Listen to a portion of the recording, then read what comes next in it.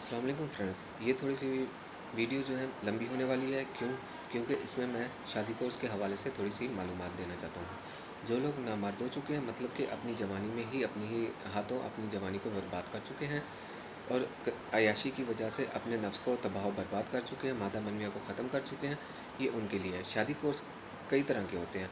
किसी का 2 माह का चलता है, किसी का 4 माह का और किसी का 6 माह का। ये मर्ज़ के हिसाब के मुताबिक ही मैं दवाई देता होता हूँ। भाई, पैसे इंसान की ज़िंदगी से बढ़कर नहीं होते। इंसान की ज़िंदगी ही सबसे ज़्यादा अहमियत रखती है। तो अगर किसी भाई को ये मसला लाहक हो, शादी कर कोर्स करना चाहता हो, तो वो दिए गए नंबर पर रब्ता कर सकता है। इसमें 2 किस्म की आपको दवाई दी जाएगी। किसी-किसी को 3 किस्म की भी दवाई दी जाती है। ये उनके मर्ज़ के मुताबिक दी जाती है। तो आप लोग दिए गए नंबर पर रब्ता करें, मुझसे डिटेल माँगें, जो जो भी लेना चाहते हैं आप। मैं आपको बताऊँगा डिटेल, ठीक है? उसके बाद अगर आपको तसल्ली हो तो आप शादी कोर्स कर सकते हैं। तो मिलते हैं अगली वीडियो में, तब तक के लिए इजाज़त दीजिए। अल्लाह हाफ़िज़।